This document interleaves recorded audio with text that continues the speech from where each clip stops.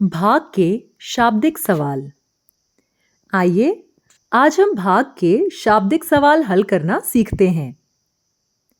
दिए गए सवाल को स्वयंसेवक को पढ़ना है और फिर समूह से किसी एक बच्चे को बुलाकर सवाल फिर से पढ़ने को कहें। तो देखिए दोस्तों, हमारा सवाल कह रहा है कि राजू के पास 132 रुपए हैं। ये रहे 100 का एक नोट, 10 के 3 नोट और 1 के 2 नोट, पूरे 132 रुपए।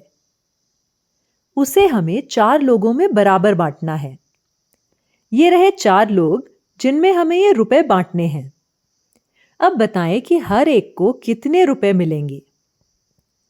सवाल पढ़कर यह समझ आता है कि हमें भाग की क्रिया करनी होगी। चलो अब हम बांटना शुरू करते हैं। सबसे पहले हम 100 रुपए के नोट यानी सैकड़ा को बांटते हैं, लेकिन हमारे पास तो 100 का एक ही नोट है जिसे हम 4 लोगों में बराबर नहीं बांट सकते। इसलिए हम 100 की नोट के खुले कराते हैं और एक 100 की नोट के बदले 10 रुपए के 10 नोट लेते हैं।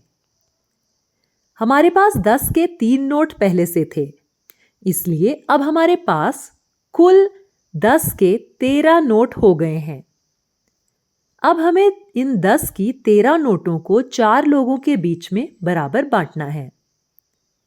सबसे पहले हम हर एक को एक एक नोट दे देते हैं। पर क्या हमारे 10 के सभी नोट बट गए? नहीं, अभी हमारे पास 10 के नोट 4 से ज्यादा हैं। चलो हम 2-2 नोट बांटकर देखते हैं। 10 के 2-2 नोट हर एक को देने पर हमारे पास 10 के नोट 4 से ज्यादा बाकी हैं। इसलिए इसे हम एक बार फिर 3-3 नोट देकर देखते हैं।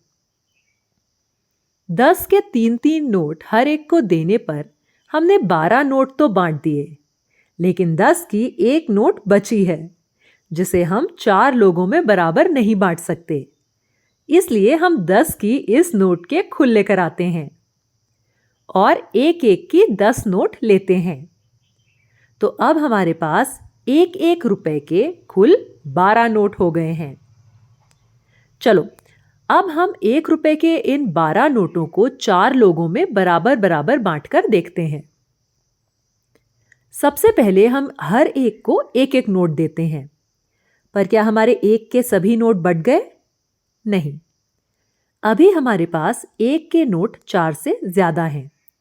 तो चलो हम 2-2 नोट बांटकर देखते हैं। एक के 2 नोट हर एक को देने पर हमारे पास एक के नोट 4 से ज्यादा बाकी हैं।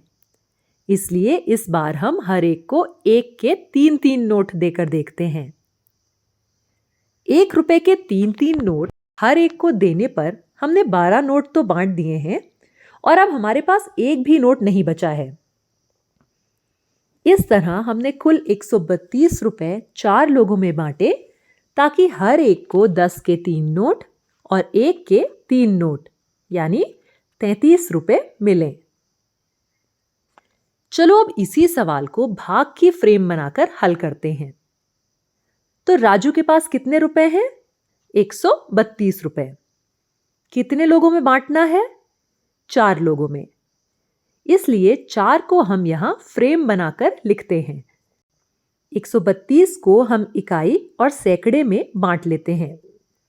सबसे पहले सैकड़े यानी 100 रुपए को बांटना शुरू करते हैं, लेकिन हमें पता है कि हम 100 की एक नोट को 4 लोगों में बराबर नहीं बांट सकते।